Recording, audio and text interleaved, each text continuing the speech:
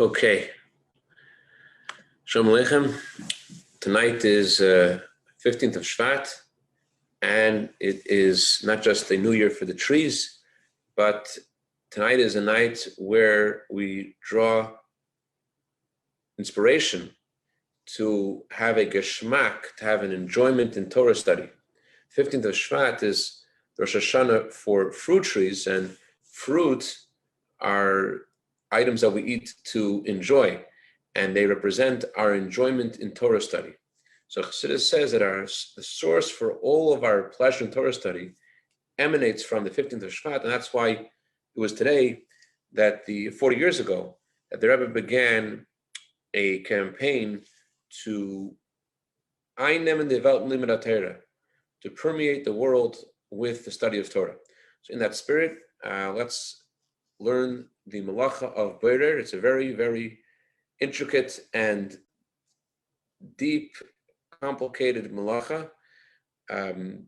There are expressions of the Alter Rebbe and the Mishnah Brura and Rav Abuav about how difficult the melachas of Shabbos are in general. Melachas of Shabbos are called water which has no end. And this is especially noticeable in the laws of Borer, which there's so many different opinions of these halachas. Without scaring you too much, let's begin with giving the general principle of how the laws of selecting works. There is a remez, a hint to the three principles of Borer. What is Borer? The Mishnah lists 39 malachas, and the first group of malachas are all associated with the production of bread. So last time we learned about the malacha of zera, of winnowing, where you, after the produce, after the wheat has been threshed, and now you are left with the chaff and the kernels of wheat together. So you take a shovel and you throw the wheat and the kernels of wheat and the chaff together into the air, separating the wheat and the chaff, but you still have the kernels of wheat, still have mixed in with them, they still have leftover chaff, and they still have in them some pebbles. They're on the ground, they've been on the ground, so there's all kinds of pebbles and dust that's still mixed in with these kernels. And so you put them out on a table and take out all the different things from these kernels. That is the malacha of a Borer of selecting. So the general principle is that the only prohibition is when you're selecting. If you're just eating, that's okay. You're allowed to eat on Shabbos. You're not allowed to select. So when is it considered eating? When is it considered selecting? The word ayil meshulash, the 3 rams that were offered as a sacrifice, the word ayil, which means ram, the triple ram, alludes to the 3 conditions that if any of them are present, it falls into the category of selecting on Shabbos. Number 1, in order for not to be a prohibition, it has to be that you are eating. When are you eating? When you're taking aleph stands for oichel, when you're taking the food out of what you don't want. Just a mental note to bear in mind for the future. Whenever we use the words food or garbage, psoilus, in this context, it doesn't matter if it's actually food or not food. It matters what you want right now is called oichel. What you don't want right now is called psoilus, even though it may have a value later, but whatever you don't want right now is called psoilus. So, in order for a person to be liable in the malacha of selecting, number 1 is if they take the garbage out of the food, they'd be liable, the malacha of selecting. If, however, aleph, they're taking the oich from them psoilus and they're taking the food out of the garbage, that's okay, providing that a yud stands for yad, they're doing it with their hand, they're not using a special utensil, and lamed stands for la'alta, and lamed stands for that you're doing this to eat right away. If your intent is to eat right away, so then you can take the food out of whatever you don't want, out of the psoilus, for the purpose of eating right away. So let's say you have Tu B'Shvat, and on Shabbos you want to take, you have a basket full of apples, you want to take out the good apples to eat the apples. So if you take the bad apples out and leave the good apples inside, that's not eating, that's called selecting. And that's chayiv, that's a biblical prohibition of on Shabbos, of selecting, of separating the bad from the good, but you're allowed to take out the good from the bad. You're allowed to take out the good apples from the bad apples. You're allowed to take out the apples that you want to eat right now. Not only are you allowed to take the apples you want right now, but more, you can take the apples. You can put the apples on the table, although you're not eating the apples right now. But that's the way people eat. People don't right away take the apple out and right away put it in their mouth. People take the apple out and they put it on the table, and then they eat the apple and they cut it up. That's perfectly okay. Even more, you're allowed to take out several apples. You're not eating all the apples. You want to serve the apples to your guests. You could take out 10 apples for your 10 guests and put them out on the table. And although you're not eating it right away, but you're not eating it at all, it's for your guests, still, it's okay. That's the way people eat. What is the issue? The issue would be if you're not eating right away. If you're going to eat in an hour or so, in the language of the Shulchan Aruch, if you're going to eat Cashapp about an hour, and you wanted things to be ready for your guests, and therefore you separate the good apples from the bad apples, you put out the good apples on the table, even though you're separating the good from the bad, that is a problem. Not only is it a problem, it's chayiv, it's a biblical prohibition. You're taking the good from the bad, but still, it's not a rabbinical issue, it's a biblical issue. Why is it a biblical issue? Because, I don't know if you're trying to speak because the sound was off. Hold on a second. Sound is on. Okay, you want to say something? I'll hear you now. Okay, if you take out the good apples from the bad apples to eat later on, that's not called eating, that's called separating. So if people are on the way home from shul already, and they're about to start eating, and although the dessert won't be until later, still that's part of the process of the meal, so you're allowed to take out the good apples and the bad apples, that's fine. But if you're doing this in the morning before you go to shul, so those things should be ready for you when you come home, that's the biblical prohibition of bairat. That's not okay. So this is all when you're doing bairat with your hand. You do it with your hand, so there's a prohibition if you're not going to eat it right away. But if you put it into a keli, if you put it into a special vessel to separate the good from the bad, that would be a problem, even if you're eating it right away. So let's say you had a ladle which had some holes in it, and you wanted to use this ladle to, let's say you have in your soup, you have some noodles and you have some chicken, and you want to use this special ladle which has holes in the ladle, so that you could take the ladle and put it over your soup bowl, and the juice of the soup will come out into the broth will come into your soup bowl, and the food will stay in the ladle. So that would be a prohibition on Shabbos, using a special utensil to separate the good from the bad. And therefore, that will be prohibited on Shabbos. Now, we're going to discuss now the mechanics over here of what is considered good from bad and bad from good. The Alter Rebbe says you cannot use a utensil similar to a napa ukvara. Those are the halachic examples of separating with a utensil. And the Alter Rebbe said, why can't you separate with a napa or kvara, those utensils, which I'll discuss in a second what they are and how they work. You can't use a napa or kvara because that would be, in the words of the Alter Rebbe, that would be separating the good from the bad, the oichel from the pselos, the food from the garbage, with a keli, with a vessel. How does napa work? So a napa, after the produce, after the wheat has been ground and turned into flour, you want to now separate the bran from the grinded kernels. So what you do is you put the entire flour, all the flour, into a sieve. And by the way, I thank Rabbi Reuven Chaikin, who paid a lot of attention last class, and he noticed all of my grammatical errors, and he was very kind enough to share with me the correct words for the class. You're separating the kernels of wheat from the bran. They've been ground already, but still the bran part of the wheat is still thicker. And by putting it into a sieve, the bran will remain on top, and the flour will go through the holes, and the flour will come out good, separating the good from the bad. The Alter Rebbe says the good stays on the bottom, the bad stays on top. And the Alter Rebbe calls this separating the good from the bad, even though you would think that he's separating the bad from the good. The Alter Rebbe doesn't call it that. The Alter Rebbe says that you're separating the good from the bad. That's napa. And the reason why it's prohibited is not because it's separating the bad from the good. Rather, It's prohibited just because you're using a special utensil. That's not. But what's kvara? Kvara is like this. There is, when wheat grows, there is a part that a person could eat, the kernels, and then there is the stalks, the straw-like part of it, which the animals could eat. But then there is what the halacha refers to as the zakana, the beard of the stalk, or the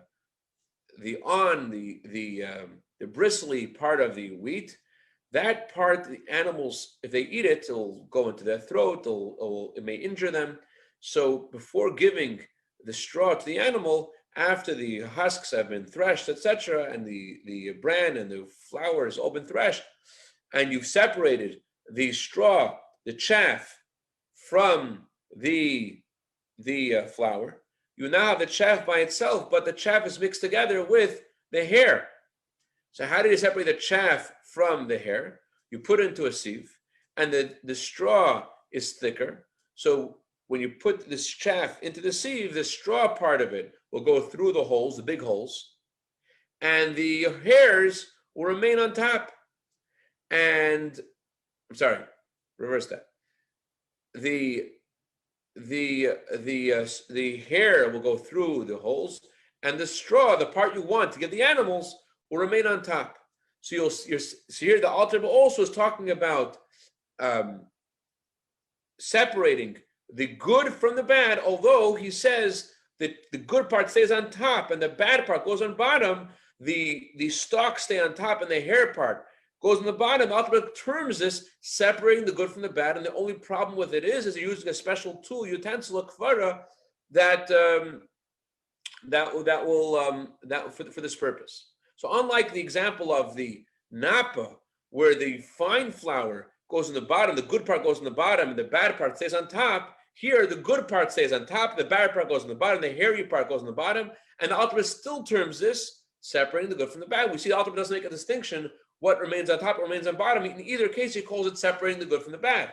Another example, in regards to producing wine, when you take grapes and you press the grapes, so you have now the liquidy part, and you have the pomace, you have the stems and the peels, and it's all mixed together. So you have to what's called halacha misanin mishmeres. You have to separate them.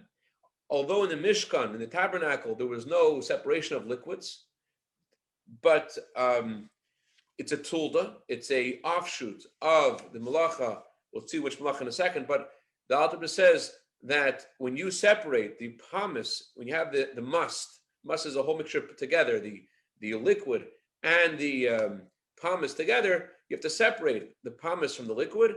That process of separation, the Alter Rebbe calls separating. You put into a sieve and you separate, the wine comes out and the pomace remains on top.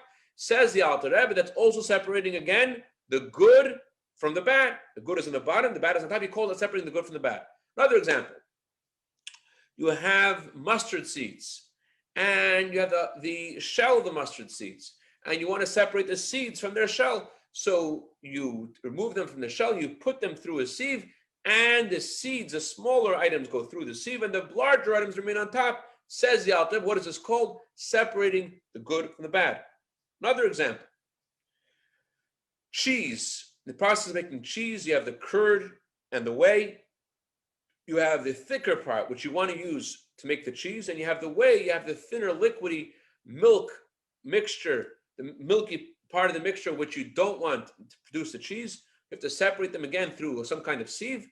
So what happens is you put the whole thing into the sieve. What remains on top?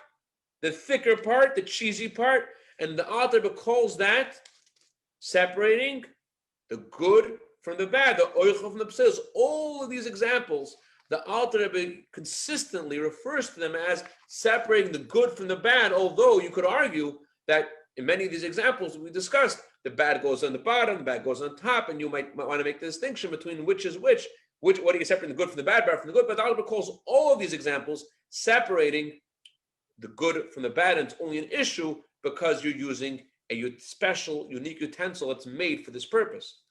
So where does the Alter Rebbe derive this from? How does the Alter Rebbe know that all these examples are called separating the good from the bad? So it comes from the Gemara. The Gemara says in Sefta Shabbos, Daf Kuflam and Chesam and Aleph.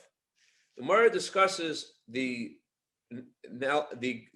case of the pomace and the wine, and the separation of the wine from the pomace. The Gemara says, in order to be liable biblically to the biblical punishment for separation on Shabbos, you have to be warned. And not only have to be warned, you have to be warned with the specific thing that you're doing. So the witnesses telling the guy, don't do A, B, and C, have to know what exactly is a prohibition on Shabbos. If you tell him the wrong prohibition, he's not going to be liable to the punishment. So what is the correct warning to tell the person when he's separating the wine from the pomace? What is he doing wrong? So there's two opinions. Chaim. There's the opinion of Rabbah and the opinion of Reb Zera. Reb Zera says this is meraked. Meraked is napa. Meraked is what we said before about separating the bran from the fine flour. And Rabbah says, what is the issue with mishamer? It is bורר. It's separating the food from the part that you don't want, from the psolos, from the garbage, from the bad part. Then Reb Zera says, Kavosi didi mistabra. I have a proof that my opinion is correct. What's my proof? My proof is just like in the separation of the bran from the flour. What remains on top? The bran remains on top and the flour remains on bottom. The part that you want, the better part, remains on bottom. So too, with regards to the wine, the pomace remains on top and the liquid goes on the bottom. Says Reb Zera, therefore I say this, the issue of meraked is the example, is the issue of mishamer is meraked. Mishamer, separating the liquid from the pomace, is meraked, is exactly like meraked, where the good is on the bottom and the bad is on the top. That's what Reb Zera says. What does Rabbah say? Rabbah says the issue over here is not meraked, the issue is bורר. Separating, says Rabbah, the good from the bad. And the Ran explains that although you're allowed to separate the good from the bad on Shabbos, but since you're using utensils, we discussed, there's an issue. You can't separate the good from the bad with utensil. And so by putting the wine through the sieve and the wine coming out through the sieve, and you have the pomace on top, what is that, says the Ran? That's separating the good from the bad. So we see clearly, according to Rabbah, according to the Ran, that although you could arguably look at it different ways, halacha looks at it as what your intent is. Your intent is to separate the good from the bad. Your intent is to get the wine out. You have the wine in your hand and you're pouring the must into the sieve. Your intent is to get the food. We consider this as separating the good from the bad. Okay. So what does this have to do with us? No one usually makes wine on Shabbos in any way. So either way, as we discussed, if you use a utensil, doesn't matter if you're separating the good from the bad from the good, it's either way, it's forbidden.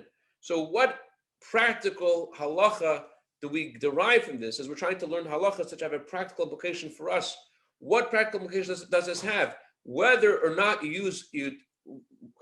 whether you call it separating the food from the psolos, from the garbage, or separating the garbage from the food, either way, it's going to be forbidden because you're using a utensil.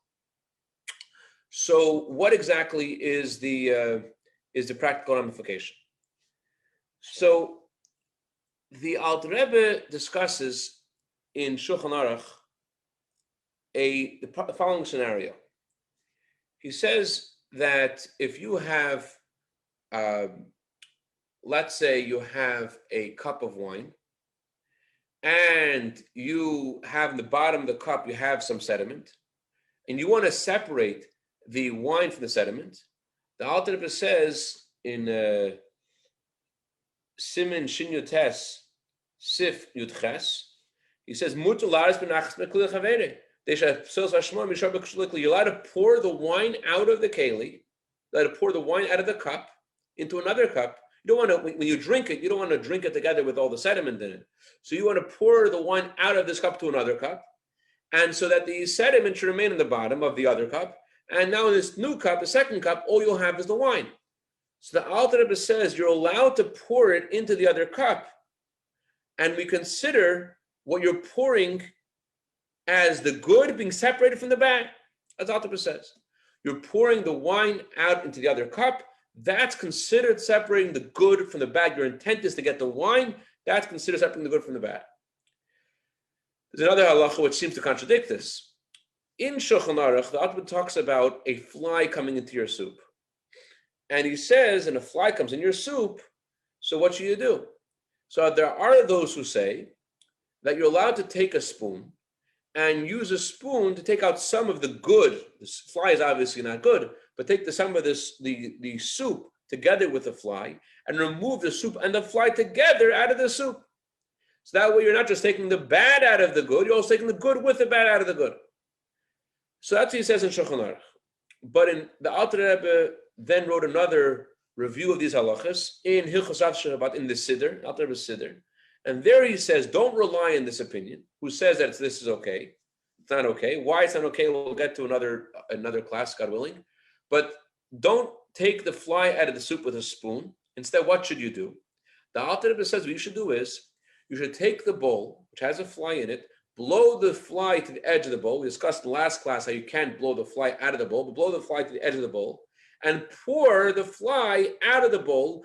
And then, and the Alter Rebbe says that's okay. Why is that okay? You're pouring the bad out of the good. No, the Alter Rebbe says we don't consider this pouring the bad out of the good. We consider this that you're holding on to the oichel, you're holding on to the food, you're holding on to the soup, and the fly is out of the soup. So you're taking the soup out of the fly. So we see that your intent, what you want to do, what your intent over here is a very primary way of discerning what is going on. The Alter Rebbe says when you pour the wine, some people think that there's a contradiction in the Alter Rebbe Shulchan Aruch because of this. They say the Alter Rebbe says in Sif Yud Ches, you're pouring the wine out of the sediment. He considers that taking the food out of the garbage. And by the fly, he says, by you pour the fly out of the soup, it's taking the food out of the fly. It's not a contradiction. Your intent over here is when you're pouring something to get rid of it, so you're holding on to the food. You want to get rid of the fly, you're holding on to the food. You're taking the food, and that's what you want right now. That's considered taking the food out of the fly. That's considered taking the food out of the garbage. Whereas when you're pouring although you're using a utensil, using your cup, Alter Rebbe says it's not really using a special utensil, just a cup. It's like your hand. Using a cup to pour the wine out of the sediment, the Alter Rebbe says your intent is you're pouring the food out of the sediment. You want to get the food. You want to drink the food, so you're pouring the food out. The Alter Rebbe says that's taking the food also out of the garbage. But so then what is then an example of taking the soils out of the oichel? What is an example of taking the bad out of the good? If we're saying either way, your intent is what's supreme. So what scenario would we say that there's an issue? The issue would be, Alter Rebbe says in Sif Yutes, in Simin Shin Yutes, Sif Yutes, Alter Rebbe says, Avol Shumon Hatzov Agabe Tafshel. If you have fat that is floating on top of, let's say, a chont, and just to remind you, whatever you want right now is considered food. If you want something later, you don't want it right now, it's considered garbage. So you want to eat what's beneath this shumon. You don't want to eat this fat right now, but you want to save the fat later on to mix it into, let's say, you want to use it to season some other food. So you want that fat for later on. So therefore, what do? You take the fat and you pour the fat into another keli, or you take so that the Alter Rebbe says is a problem. That would be considered taking the bad out of the good. Why? Because your intent is you want the bad. You want that piece of fat. Since your intent is you want that piece of fat, therefore the Alter Rebbe says that will be forbidden on Shabbos because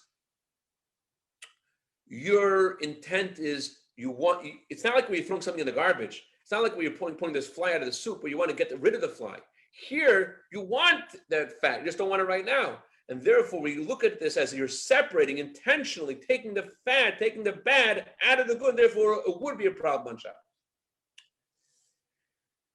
So the Alter Rebbe is making a very clear, consistent discussion about what is considered food from garbage and what is considered garbage from food. There is one place in Shulchan Aruch where the Alter Rebbe has a doubt what the definition is this considered food from garbage or garbage from food? And that is what we discussed in the last class about Zelle, about winnowing. When you have the husks, the chaff, you want to separate the chaff from the kernels. You've ground up the wheat, and you haven't ground it up. But you've done dash. You've separated the kernels from the straw through dash, through threshing it. You threshed it together, and now you have the kernels mixed together with the straw. So you want it with the chaff. How do you separate the chaff from the kernels? Well, last time that we take a shovel, you throw it all into the air, and the wind causes the chaff to go farther away from the kernels.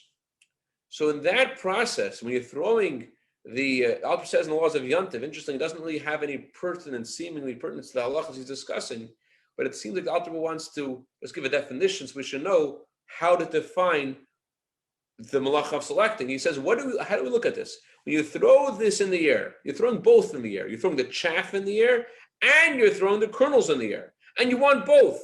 You want to give the chaff to the animals, and you want to have the kernels to grind later to make the flour. So here the Alter Rebbe writes, in the parentheses, he writes, this is separating good from the bad or bad from the good. The Alter Rebbe has a doubt. Different ways of looking at this. You're throwing both items in the air, and you want both items. So there's different ways of looking at it. Maybe you want to say the main thing for you is the kernels, and therefore it's consider separating the good from the bad, whatever. But you see the Alter Rebbe is very careful to give us a definition in every area, in every circumstance, what is considered separating good from bad, and what's considered separating bad from good. So in short, we did today was we discussed the definition of bורר, and although many things seem like you're separating bad from good, halacha actually looks at the goal of what you're doing, and it looks at what you're holding onto your hands. You hold the cheese in your hands, you put it in the sieve. Halacha looks at this as you're separating the good from the bad. You're holding the must and throwing it into the sieve. Halacha looks at this as you're separating the good from the bad. You're holding the mustard seeds and you're putting it into the sieve. You're separating again the good from the bad. You're holding, in every scenario, we look at the separation as separating good from bad. And the only reason why it's prohibited is just because you're using a special utensil. That makes sense? You follow you there? So that's basically the discussion today. Can I say something? Sure.